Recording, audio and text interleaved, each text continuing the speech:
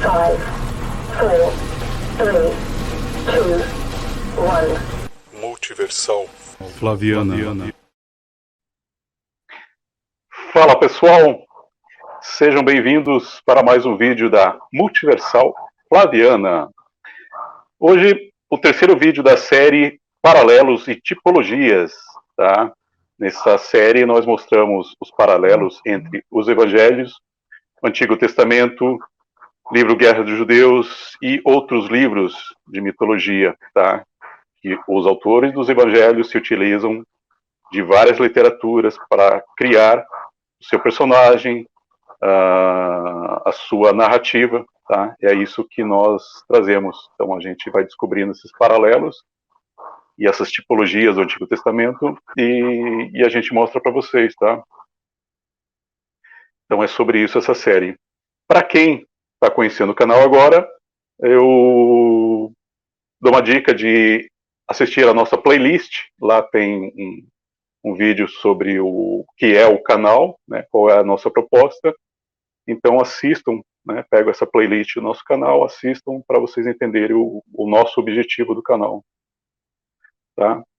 Então hoje comigo aqui, como sempre, o nosso amigo Primo Ateu, tá? Vai estar me ajudando aqui nos comentários importantes. Então, fique com a gente, dê um like, tá? Dê um like, lembre-se de dar um like, compartilhem e façam comentários depois do vídeo, se estiver no ar, façam comentários, né? Tem um pessoal que eu até falei, se quiser me chamar de careca lá, pode me chamar, né? Então não tem problema, o importante é fazer comentários, porque quanto mais comentários, o vídeo tende a aparecer mais, tá? Então, pessoal, fique aí, não saiam, e já voltamos.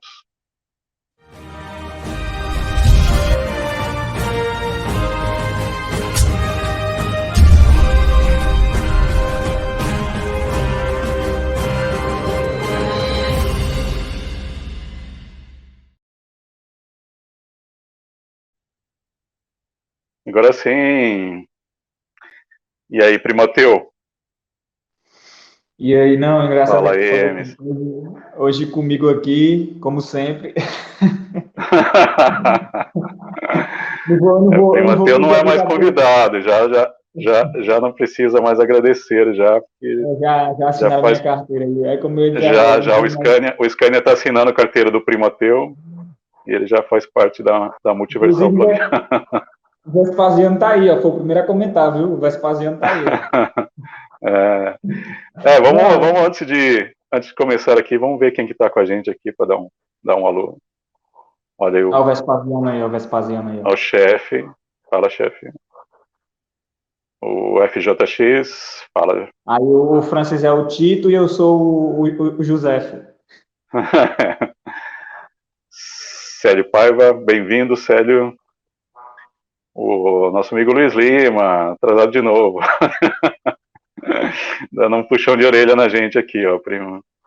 O Luiz aí, ele seguiu o meu conselho, ele tá postando lá, me chamando de careca lá, e é isso aí mesmo, entendeu? Tem que me xingar lá mesmo, entendeu? O importante é comentar. Na Bíblia chamaram de calvo e duas ursas, né? Não foi nem de careca, foi de calvo, viu? Então. Ó, o Luiz falou que você é o Clemens. O Clemens, O Clemens é o que... Bom, então... É porque, como os nomes são parecidos, às vezes eu me confundo. O Clemens é o que deu continuidade com a religião, não é isso? Isso, o Tito Flavius Clemens, que é o primo que foi morto por Domiciano, né? O Domiciano, que é o cara mau da história, né? Que ele matou o irmão e começou a matar os primeiros cristãos, né? Então ele odiava. Então ele não deu... Como é o nome do Tito, o que foi para a guerra, completo? Porque tem o Tito Flavius Clemens, que é o que matou, e o queridinho do Vespasiano, né? Tito Flávio Vespasiano, né? Você tem o pai, que é Vespasiano, Tito Vespasiano, depois você tem Tito Flávios. Ah, então o pai não se chama Tito, né? O pai não se chama Tito. Não, sim, os dois chamam-se, todos é Titus Vespasiano e outro Titus Flávios, e outro é Tito Domiciano, entendeu? Todos têm Titus no nome, entendeu? Por isso a questão da pomba, né?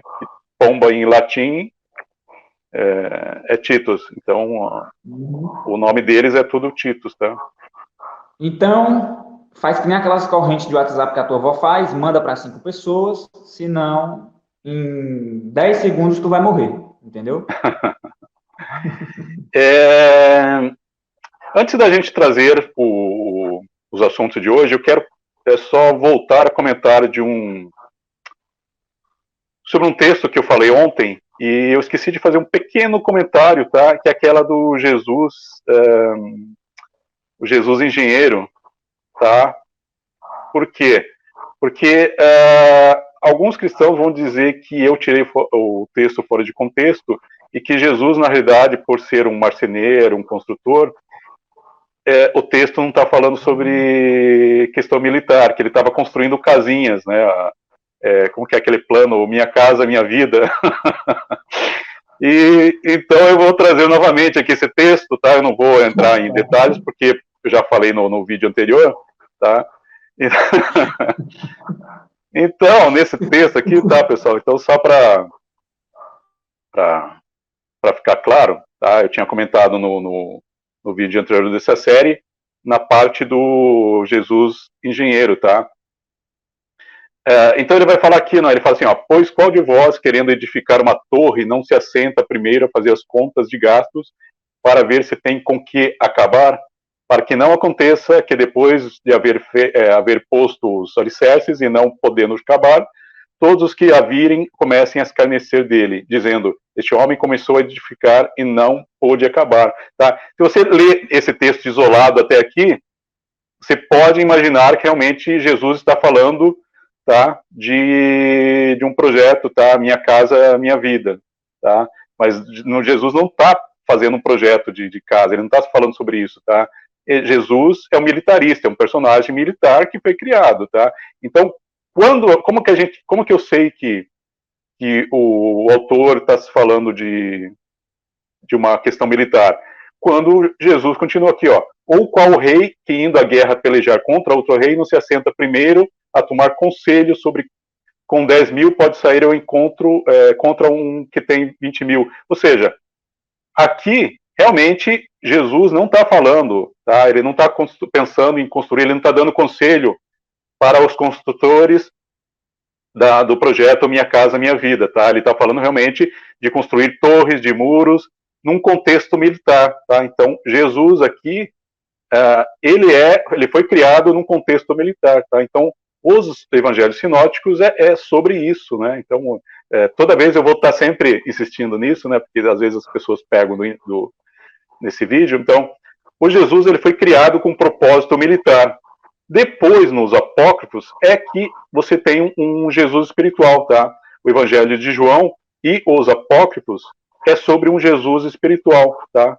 Já os três sinóticos é sobre o militarismo, é sobre a guerra dos judeus, é sobre a família dos Flavianos, tá? Então, essa é a diferença dos três sinóticos para todas as outras literaturas do Novo Testamento, tá, pessoal? Então vejo que nessa passagem Jesus não está falando sobre Minha Casa Minha Vida, ele está falando sobre engenheiros, né, que eram militares, que quando eles saíam para a guerra, eles tinham vários tipos de pessoas que acompanhavam, né, tanto os pontífices, os caras que iam orar por eles, e eles tinham engenheiro, que construíam torres, tá?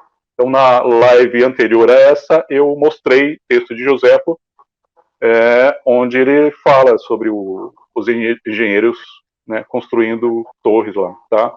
Então, só isso. Então, para aquele cristão que vier dizer que eu tirei fora de contexto, tá? Que eu isolei, então eu estou mostrando que eu não isolei, tá? Então, você vê que ele começa a falar sobre sentar e prever um gasto, tá? Para construir uma torre, e logo em seguida ele fala sobre uma questão de guerra de um rei ir para a guerra contra outro, tá? Então, aqui é um contexto militar, tá? Então, nós temos aqui um Jesus, não um Jesus sacerdote, um Jesus filho de Deus, mas um Jesus militarista. Perfeito? Fala, primo. O que ele está fazendo aí, eu acho que seria o que ele faz com as parábolas, né? Ele pega ali um assunto e usa o cotidiano do povo ali para explicar aquele assunto, como ele fala do joio e do trigo. Então, o que ele talvez está fazendo aí, talvez, é comparando a questão dessa questão de construir, né? Dos marceneiros ali, carpinteiro e tal, com o militar que ele está fazendo. Quando o marceneiro, talvez as pessoas, quando o marceneiro, quando o carpinteiro e tal, talvez as pessoas que ele estava falando ali, porque ele sabia, entrando na história, essa pergunta é boa, trabalhavam com isso, entendeu? Ali ele talvez sabia que as pessoas que estavam ali ouvindo entendiam muito desse assunto, então ele estava querendo fazer uma comparação, tipo assim, vocês, quando vão construir tal coisa, vocês não sentam, não calculam e tudo? Então, aí ele comparou com também a questão do exército. Eles também fazem isso. Eles sentam, eles calculam se vão precisar de 10 mil soldados ou não, entendeu? Pela minha ótica, assim, entrando na história, o que ele está tentando fazer é isso, entendeu? Perfeito, primo. Então, vamos lá. O Almir aqui está perguntando, gostaria que informasse se é possível comprovar a veracidade do livro Guerra dos Judeus e como ele chegou até nós. Então, a cópia mais antiga do livro Guerra dos Judeus é do século III, tá? Então, não existe, assim como os evangelhos, não existe o original, tá? A gente sabe que Joséfo existiu porque existe um busto do século I. Eu não lembro em qual museu está isso, tá? Mas existe um busto dele. E ele é citado por, eu não lembro se é Suetônio Tácito, tá?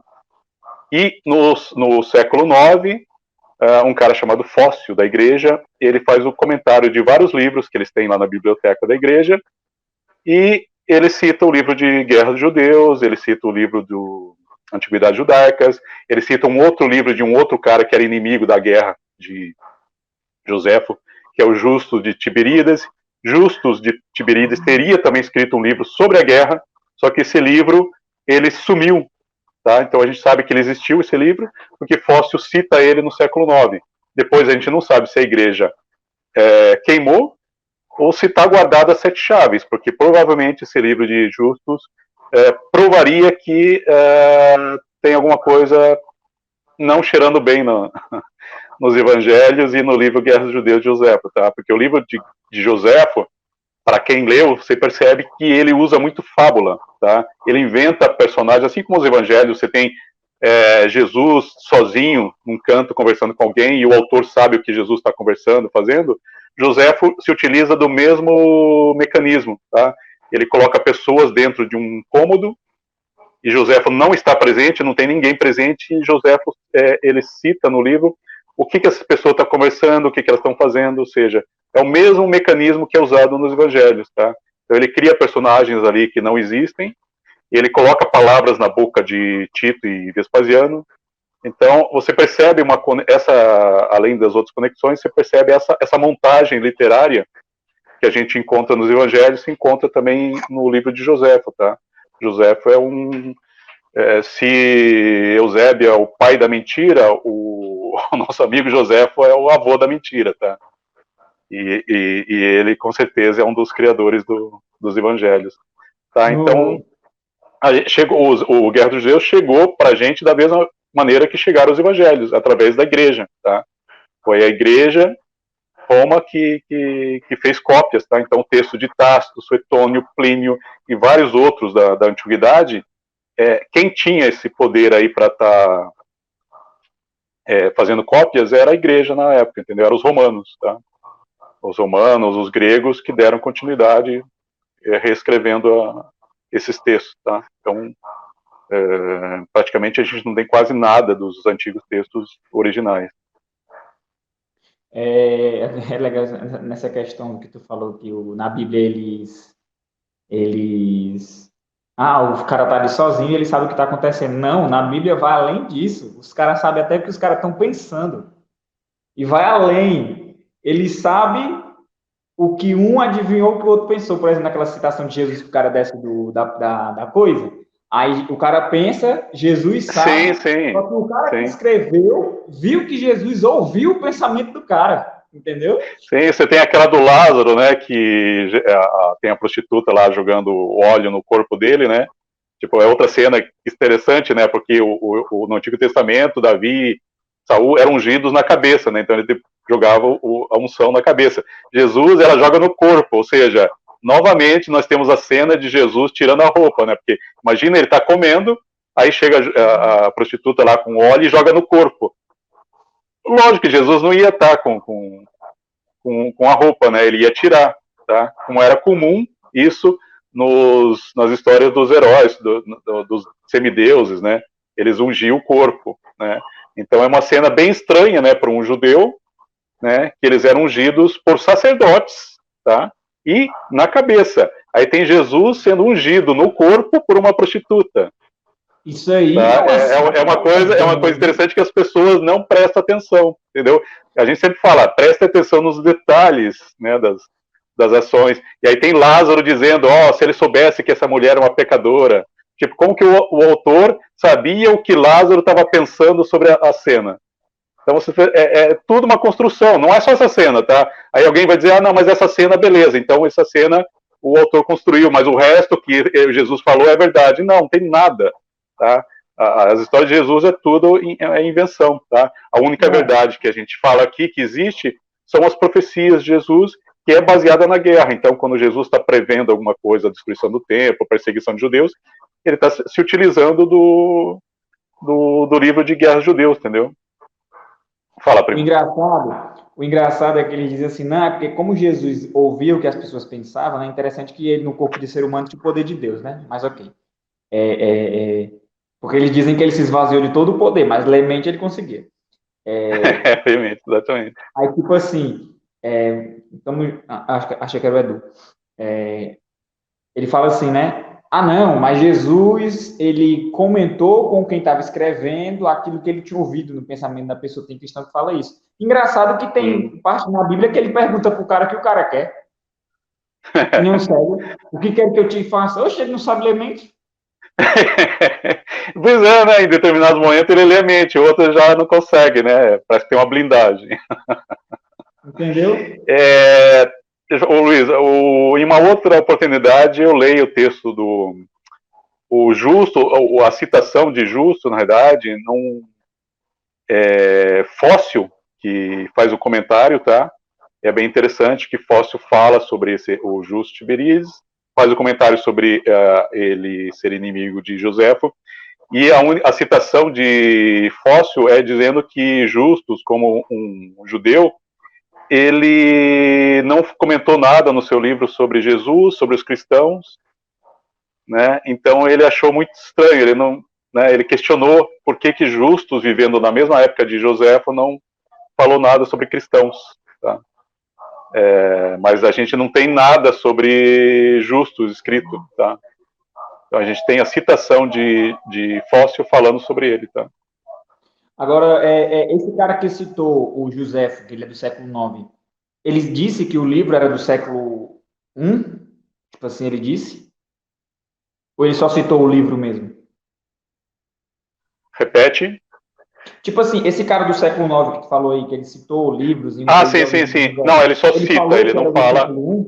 Não, ele não fala isso, até porque não precisa, né? Porque você tem outros ali, né? Você tem o Tasso falando sobre o Joséfo, que lutou na guerra com Tito. Então você sabe que Joséfo existiu, né?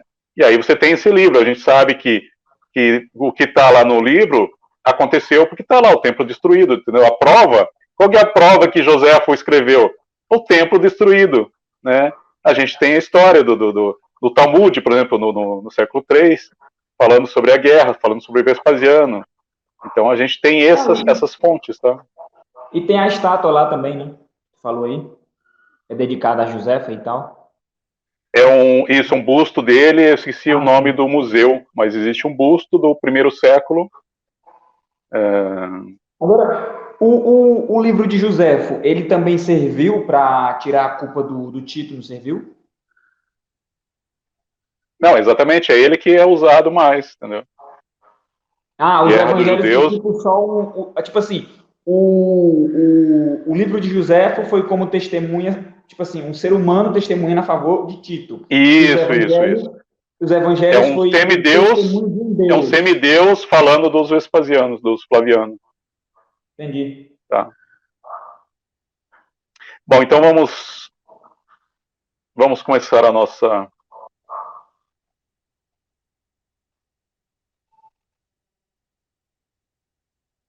o cara falou aqui, você tem cópia do século III porque deve ser mais antigo, exatamente. Entendeu? A gente sabe que ele está escrevendo ali no século I, tá? Porque é quando acontece toda a guerra, né? tá?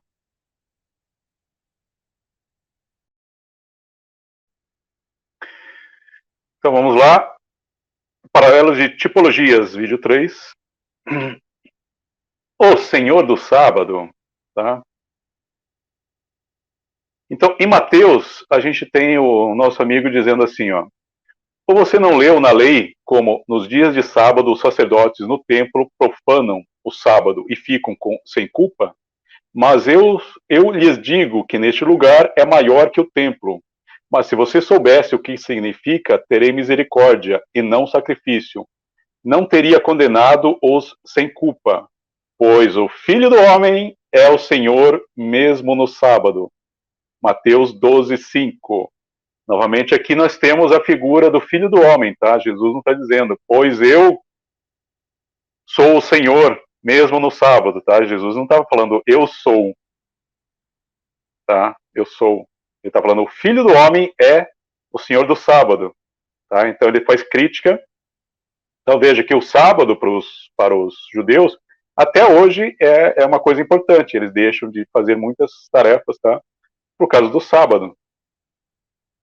E aí você tem o Jesus dizendo que o Filho do Homem é o Senhor do sábado, tá? Ele é mais importante do que o dia. Veja que Jesus, ele acaba, tá, com o quarto mandamento de Deus, né? Então, qual é a importância desse Jesus para acabar com o mandamento dos judeus, tá? Então, qual é a nossa descoberta aqui em relação a isso? Qual é o significado? De acordo com o conceito flaviano, tá? De acordo com a minha pesquisa e do Scania, o que significa essa passagem? Vejamos. Em Guerra dos Judeus, Joséfo relata que Tito invadiu Jerusalém no sábado de Páscoa e destruiu completamente o templo, tá? Ficou só a paredinha lá para os judeus chorarem, tá? Então veja que Tito fez isso no sábado, tá? Ele profanou o sábado. Aí eu pergunto, se Deus, o Deus judeu, realmente existisse e fizesse tudo aquilo que ele fez, né? Tudo aquilo que ele fez, fazia no Antigo Testamento, né? De jogar praga e jogar e mandar matar, e exterminar e né? E dar metralhada de pedra arrojada e fogo. Por que Deus permitiu que Tito e seu exército romano destruísse a sua casa sagrada? Veja que interessante, né? É uma coisa que muitos cristãos desconhecem, essa história, né? Tipo, imagina, Deus mandou construir o templo, né? Ó, construa para mim. Ele, né, disse, ó, eu quero que você faça assim, coloque pedras e tal, e gastar o dinheiro. E Deus lá em cima, né, nas nuvens, só olhando o pessoal construindo o templo dele, para chegar uns romanos pagãos e destruírem completamente a casa dele. Em vez desse Deus ficar puto da vida com os romanos, não. Ele fica do lado dos romanos e contra o seu povo. Você consegue entender isso, primo? Como que é possível isso, entendeu? Não faz sentido isso. E é por isso que, mesmo antes de entender esse conceito flaviano, eu já dizia assim, que na minha visão, por que tem tanta contradição? Aí eu dizia, é porque dependendo da época, cada líder que estava vigente naquele momento queria passar uma ideia diferente que acabava indo contra a ideia que era do anterior, entendeu? Por isso que você tem na Bíblia, no Novo Testamento, acho que é Paulo que fala, né? Deus não habita em templo feito por mãos humanas. Por quê? Porque o templo tinha sido destruído, né, pô? Então ele vai dizer que tem que ter templo, sendo que ele sabe que Tito destruiu o templo, entendeu? Não vai fazer muito sentido. Só que no Velho Testamento o próprio Deus quer construir uma casa, entendeu? Então, assim, você vê aí que meio que... Tudo bem que isso só vai acontecer quando o cristianismo vai se tornar uma religião, que é tipo assim, afastar os costumes judaicos, né? Para cristianizar ali a coisa. Mas aí, meio que eles indiretamente acabaram fazendo isso quando tentaram acabar com o sábado, né? Tirar o sábado aí, tirar a importância do sábado, né? Então, meio que eles já começaram aí a fazer isso, entendeu? Isso. A ideia do domingo só surge no século IV, mas você vê que... Aliás, só surge... Não, na verdade ele é oficializado no século IV, mas você vê que os pais apostólicos, eles já começam a falar do domingo, que eles se reuniam no domingo, que é no dia que Jesus, ele ressuscitou, entendeu? E ele usa a palavra do Deus Sol, entendeu? Ele não fala domingo, entendeu? Ele chama de Saturday, tá? Que é o dia do sábado dos judeus, e ele usa o termo, tá, para o Deus Sol, que Jesus ele ressuscitou no dia do Deus Sol. Então você vê que desde aí os cristãos eles fazem as suas reuniões no domingo, enquanto os judeus no sábado. Aí depois que eles acabam, né, tirando, realmente oficializando essa coisa de quebrar essa ideia do Só tem, acho que a vertente dos Testemunhos de Jeová, né? Testemunhos de Jeová não, os adventistas. Assim, né? Porque assim, os protestantes, na verdade, eles se utilizam mais do Antigo Testamento do que do Novo, né? Os católicos que usam mais o Novo do que o Antigo. Então eles alguns acabam seguindo mais por esse sentido. Né? Então, continuando lá, ó. Joséfo vai dizer o seguinte, ó. Enquanto os homens lamentavam publicamente quando viam que tais ocasiões eram oferecidas para uma guerra que era incurável, olha aqui, incurável, ou seja, doença, tá? Então, quando Jesus está curando pessoas, tá? Ele está falando sobre isso, sobre a guerra. A sedição era a doença e que Tito estava curando, entendeu? Quem não era curado era passado na espada. Aqueles que não se arrependiam era passado na espada. Aqueles que jogavam, que aceitavam a rendição, eles eram curados, tá? Então a cura de Jesus, os milagres, é sobre isso, tá? Então os romanos entendiam que uma sedição era uma doença, tá? E eles iam para acabar com essa doença. O remédio deles era espada e fogo, tá? Que a cidade estava toda poluída com tais abominações, das quais era razoável esperar alguma vingança. Mesmo que eles devessem escapar da vingança dos romanos, de modo que a cidade se encheu de tristeza, e todos os homens moderados nela estavam sob grande perturbação, como provavelmente eles próprios sofrerão punição pela maldade dos sediciosos, pois de fato aconteceu que esse assassinato foi cometido no dia do sábado, dia em que os judeus descansam de suas obras por causa da adoração divina. O fato do Filho de Deus, Tito Flávio, ter destruído completamente a casa de Deus e levar os seus símbolos sagrados como espólio, mostra que ele literalmente foi maior que o templo, Jesus ou o Deus Yahvé. Tito e não Jesus era o Senhor do sábado. Tá? Então vejam que interessante, né? Então, quando ele fala o Filho do Homem, é por isso que a gente, né, sempre comenta, ó, presta atenção quem é o Filho do Homem, tá? E daí quando vocês entendem quem é o Filho do Homem, fica mais fácil para vocês entenderem as passagens, tá? Então, veja que ele fala, o Filho do Homem é maior que o sábado. E aí, qual é o significado disso, tá? Então, ninguém, né, nem mesmo Átio, tá? Essa passagem você não vai encontrar nem no livro de Átio, tá? Essa é uma descoberta minha e do Scania. Então, veja que interessante que é o conceito flaviano, né? O que tanta gente critica, né? Zoa do conceito flaviano, é o único que consegue explicar as passagens. Então, o que significa o Filho do Homem é maior que o sábado? É isso. O Filho do Homem é Tito. Tito foi destruir o templo, a cidade, justamente no dia sagrado de Deus, tá? Então, como que um Deus, Yahvé, aquele cara poderoso, tá, ficou assistindo de braço cruzado a sua casa, tá? A casa que ele recebia os sacrifícios, que ele gostava de cheirar churrasco, tá? Que nem o primo Mateu falou, ele deixou de cheirar churrasco para comer pizza em Roma, tá? Porque o Deus, de acordo com Joséfo, sai do templo, tá? Ele destrói, vai para o lado dos romanos e vai comer pizza em Roma, tá? A casa do deus Saturno, agora dos judeus, é Roma, não é mais, tá? Essa é a nova aliança. Fala, primo. Eu não sei se tu vai poder responder isso agora, porque tem a ver com essa questão do templo, né? Que Jesus fala assim, eu vou tentar perguntar sem entregar muito, né? Destruam esse templo, que em 3 dias eu reconstruirei, né? Ali meio que ele estava falando de si mesmo, né? E também do templo. Não, então, isso daí você vai misturar, porque isso daí eu vou falar no sábado, porque isso aí está em João, que aí ele fala assim, aí o autor fala assim, mas Jesus estava falando sobre o corpo dele, que é o templo. Tá? Então isso aí realmente eu não vou falar hoje, porque eu vou falar, a gente vai falar isso no sábado. tá? Porque, assim, só para concluir a pergunta, mesmo que tu não responda, a pergunta seria assim: se essa questão dele morrer 3 dias tem a ver com aquilo lá que a gente conversou, do triunfo, deles passarem aquele período, 3 dias Uhum, ali, uhum. depois voltar, tem a ver com isso, essa questão dos 3 dias que Jesus estava se referindo a si mesmo? Porque, assim, olha o pombo sujo aí. O, o Tito não morreu, né? Assim, né? Ninguém matou ele.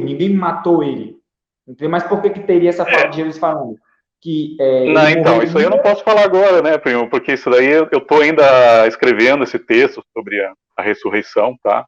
Então, eu e o Scania, a gente já descobriu o significado dessa passagem da ressurreição, só que é um texto bem complicado, então a gente está tá escrevendo sobre isso. Então, existe realmente uma explicação, tá, no conceito flaviano, onde a gente explica qual o significado dos 3 dias. Só que para falar aí agora não faz sentido, entendeu? Porque eu vou precisar de uma live inteira para explicar isso. Então eu não vou conseguir falar em 5 minutos, entendeu? Então, beleza, mas Ô, a desmascarado. gente já, eu e o Scanner, nós já fechamos o tabuleiro, a quebra-cabeça já está fechado, entendeu? A última peça que faltava para a gente era a questão dos 3 dias, porque Jesus teve que morrer e ficar 3 dias, tá? E a gente tá escrevendo sobre isso agora, tá? Os teólogos do século XXI.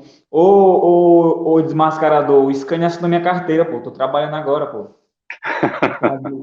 Não me chamar de desocupado, não. Ô, Francis, era ele que tinha perguntado aquela pergunta lá que eu sempre te pergunto, que tu me respondeu Sim, no sim. off. Eu ia responder outro dia lá, mas aí eu tive que sair da live. Um dia Uhum. que ele estiver fazendo, de repente, estiver fazendo uma live e tal, aí eu explico, entendeu? Inclusive, ele até fez uma pergunta interessante na, sobre essa questão de o que tem a ver a tipologia, né, do Antigo Testamento com os flavianos, né? E aí eu pedi para ele assistir umas lives lá de tipologia, né? Porque assim, as tipologias do Antigo Testamento ela funciona para Jesus, para mostrar que Jesus faz parte das profecias, né, do Antigo Testamento. Só que a tipologia do Antigo Testamento né, serve para Jesus, mas as profecias de Jesus é sobre os flavianos, tá?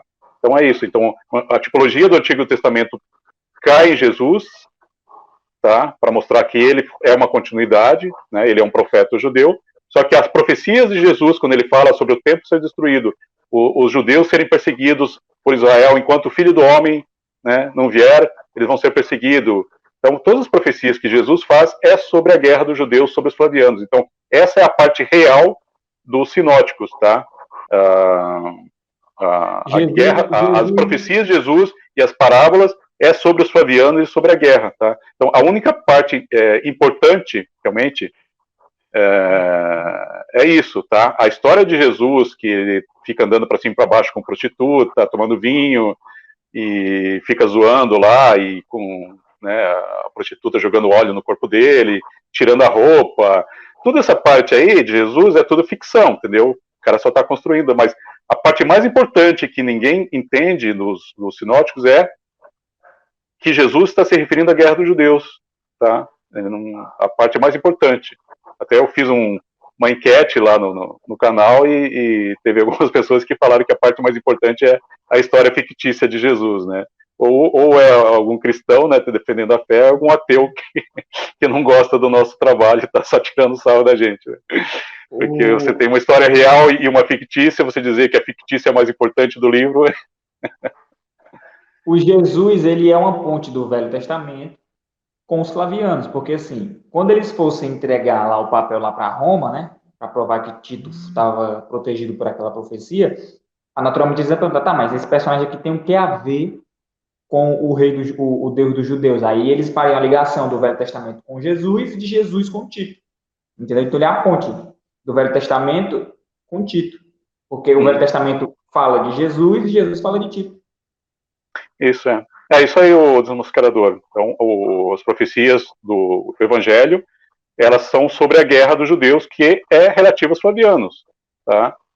E do Velho Testamento, quando tem lá alguma... Por exemplo, você tem aquela passagem lá que Jesus estava na crucificação, e aí o autor usa o texto lá do Salmo, né, coloca na boca de Jesus, então, tá? Então é um pouquinho confuso, tá? Realmente, assim, é difícil de entender isso, porque é confuso. Tem hora que Jesus é Dionísio, Apolo, tem hora que Jesus, ele é o próprio Tito Flávio, tá? Então, tem que entender o contexto, tá? E eu concordo com as pessoas que elas falam, puta, mas é muito confuso essa questão de vocês que vocês abordam, entendeu? Então, assim, eu e o Scanner, realmente, a gente demorou muito para entender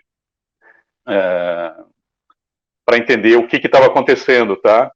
E até a gente pegar o jeito da coisa. Depois veio, é que nem andar de bicicleta e carro, depois que você pega o jeito, e realmente difícil de entender, tá? Porque tem três coisas acontecendo. Você tem Jesus, que ele está cumprindo ali as tipologias judaicas, né? Algumas é uma sátira, né?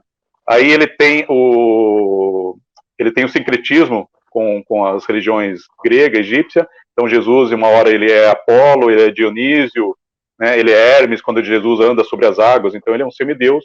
Então eles vão criando esse personagem. E aí você tem a história dos judeus correndo solto ali, entendeu? Então tem hora que Jesus é Dionísio, tem hora que Jesus é Tito. Quando Jesus faz aqueles milagres de cuspir no olho, no ouvido, curar o manco, você tem o Vespasiano fazendo exatamente a mesma coisa que Jesus. Entende? Então é bem complicadinho mesmo, mas a gente tenta passar isso de uma forma mais simples, né? Para os judeus, o sábado não é só importante por causa do quarto mandamento. O sábado é uma forma de respeito ao deus Saturno, tá? Então, logicamente que os cristãos, os judeus, eles não aceitam essa ideia, entendeu? Do Yahvé ser Saturno, mas é exatamente isso. Outros dizem que isso é um sinal de respeito a Saturno, seja porque eles devem os princípios básicos de sua religião ao Idaei, que, segundo nos disseram, foram expulsos na companhia de Saturno e se tornaram os fundadores da raça judaica, ou porque entre as 7 estrelas que governam a humanidade, a que descreve a maior órbita exerce a maior influência é Saturno, tá?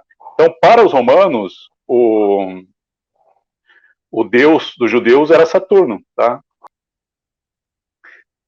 O coisa está dizendo que ele coloca como profecia para Jesus coisas que nem são sobre ele, exatamente. É uma sátira, né? Então eles fazem com que Jesus se pareça com Davi, com como se diz, com José do Egito, com Moisés, tá? Mas é sempre tirando uma sátira, né? Para mim, a melhor sátira é aquela que tu fala que no Velho Testamento, porque assim, eles têm que criar um cara para justificar Tito, mas eles também têm que colar esse cara com o Velho Testamento para dizer para os romanos que é sim o Filho de Deus.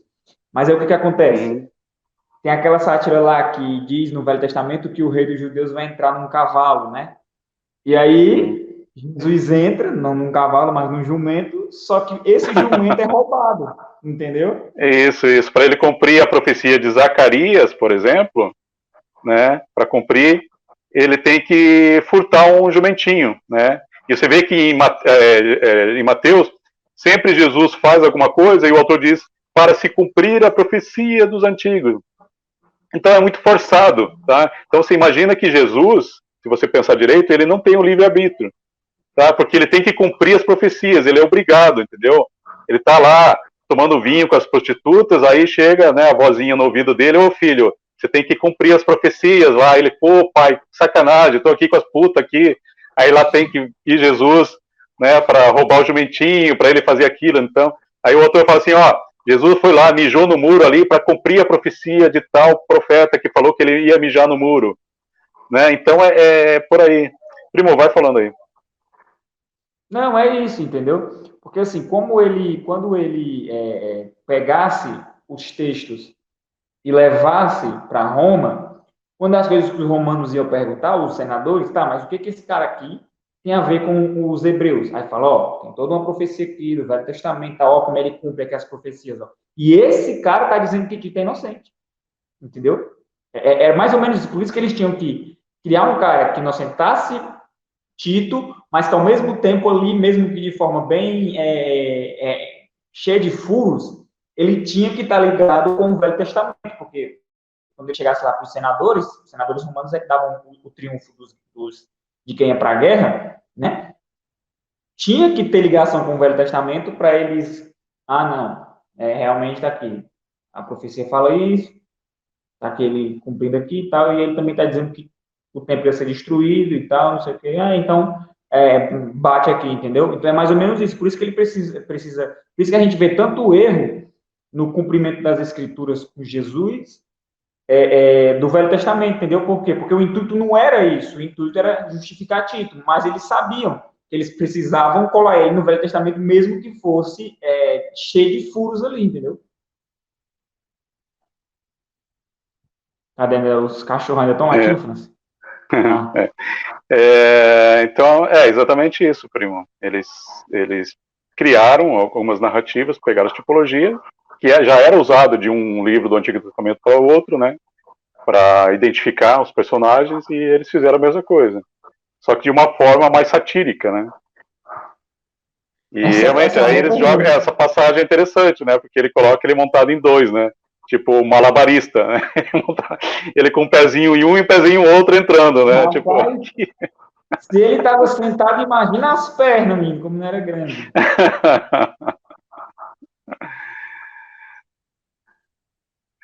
Além de tudo, o JC era malabarista. Subiu em 2 jumentinhos. Ê, Jesus, hein, JC. Vou mostrar agora para vocês Legião dos Anjos, tá? O significado dessa passagem aqui, ó, de Mateus 26, 51. Onde o nosso amigo vai dizer o seguinte, ó. Eis que um deles que estava com Jesus estendeu a mão, sacou a espada e atingiu um servo do sumo sacerdote e feriu-lhe a orelha. Disse-lhe Jesus, põe novamente a tua espada no lugar dela, porque todos os que tomam a espada perecem com a espada.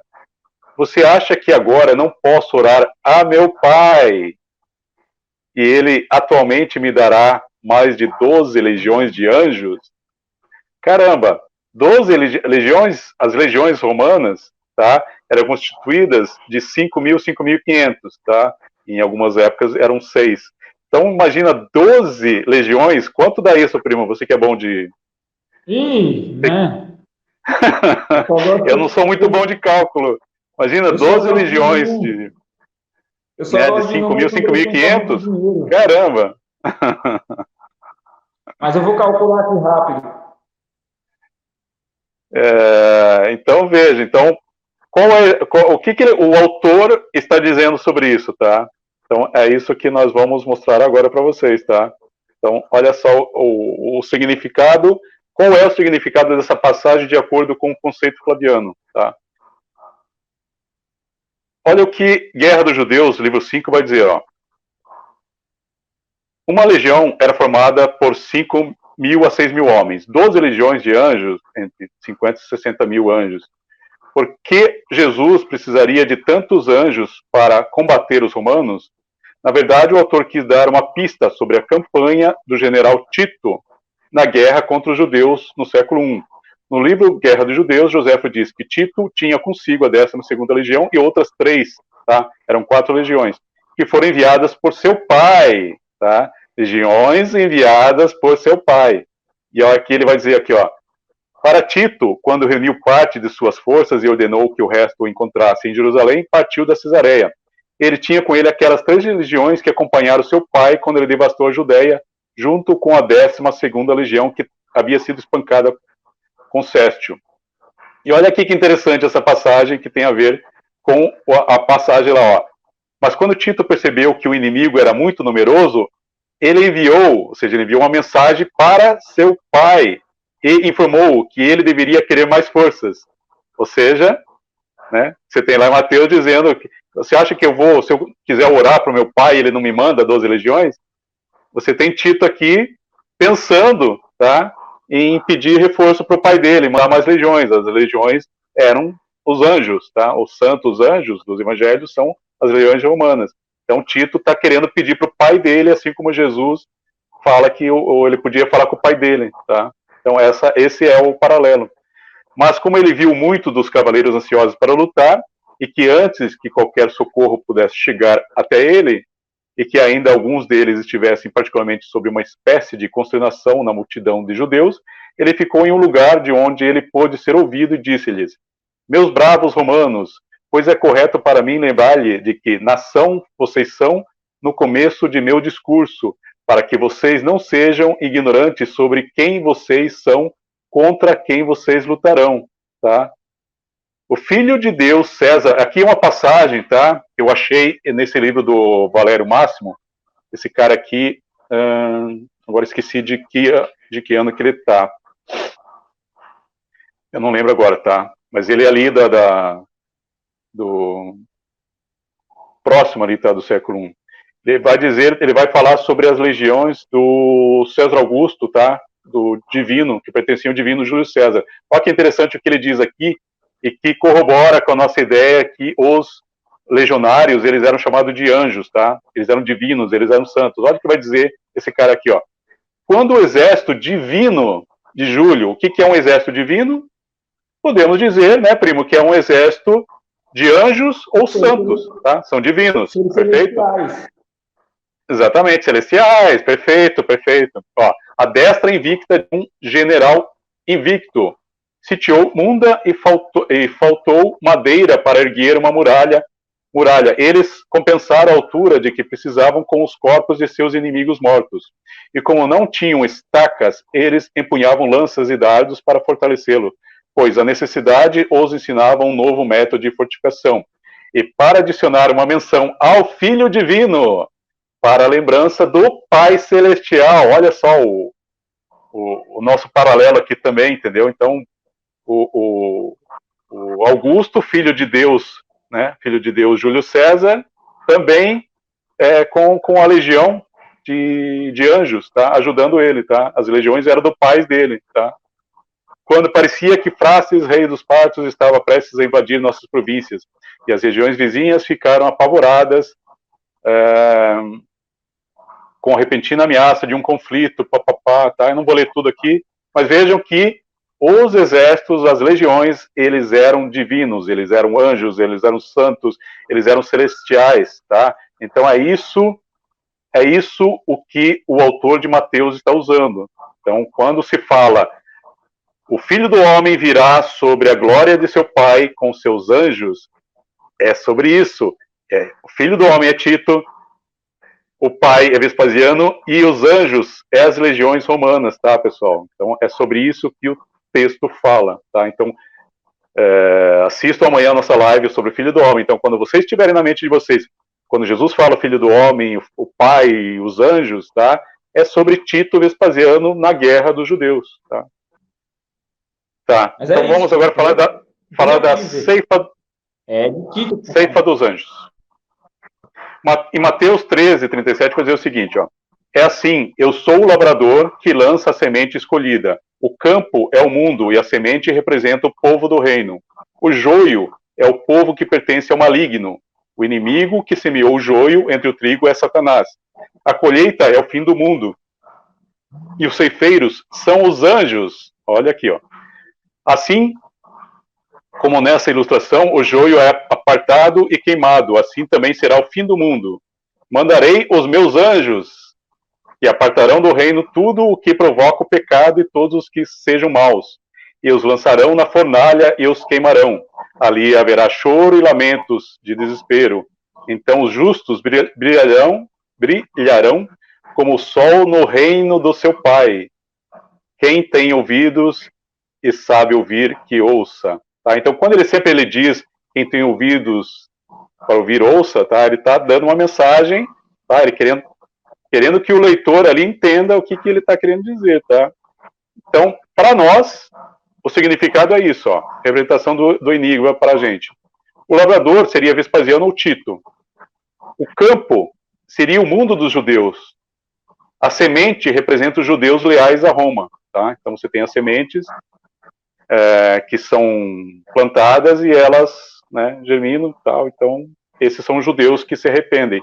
O joio seria os sicários e os zelotes, tá? O maligno seriam os líderes da rebelião. os anjos ceifeiros, que ele fala aqui, né, eu mostrei, por exemplo, para vocês, que quando se fala em anjos, são as legiões, tá? Então, os anjos ceifeiros, quem que é? A legião de Tito e de Vespasiano. Seriam os legionários romanos. O reino do Pai seria o reino de Vespasiano, ou Roma, tá? Então, quando sempre a gente, nos evangelhos, fala do reino dos céus, ele está se referindo a Roma, tá, pessoal? Não tem nada a ver com o reino celestial, espiritual, tá? Então, os teólogos dizem, não, quando Jesus diz, o meu reino não é deste mundo, tal, tá? O reino, quando ele fala o reino, o meu pai vai trazer o reino para este mundo. Então, ele está falando do reino romano que está vindo para a guerra e está vindo para Israel, tá? Então, esse é o reino. Tá? Quando ele fala em João, que Jesus fala, o meu reino não é desse mundo, na verdade, ali é o mundo espiritual, tá? Porque João está falando de uma questão espiritual, tá? Mas quando Jesus fala do reino que ele está trazendo para este mundo, nos evangelhos sinóticos, esse reino é referente a Roma, tá? É referente à guerra romana, tá? Então, quem tem ouvidos e sabe ouvir, que ouça. Então, o nosso amigo aqui está tentando dar uma dica para a gente, tá? Do que se trata essa passagem, tá? Então é isso, tá? Obrigado aí por acompanhar a gente aí. O nosso pastor do canal está sempre abençoando a gente aqui. Muito obrigado sempre por abençoar. É o Lauro, né? Que mudou o e-mail. Ele mudou o nome dele agora. Então, pessoal, obrigado, tá? Para vocês ficarem com a gente aí. Continue acompanhando. E lembre-se, sabadão, 21 horas, nós vamos mostrar quem é o Filho do Homem. Primo, suas falas finais. Obrigado aí, Francis, pelo convite. Brincadeira. Valeu, pessoal do chat. Tamo junto aí, né? Espero que vocês tenham entendido aí o que a gente falou. E se você chegou agora, não está se situando, já tem outras lives aí para trás que você pode assistir para pegar aí o inteirinho do que a gente está falando, entendeu? E é isso, não vou filosofar hoje não, porque hoje eu tô meio troncho. Deus abençoe. Legal. Então, pessoal, até uma próxima. Fiquem com Vespasiano e Tito. Fui.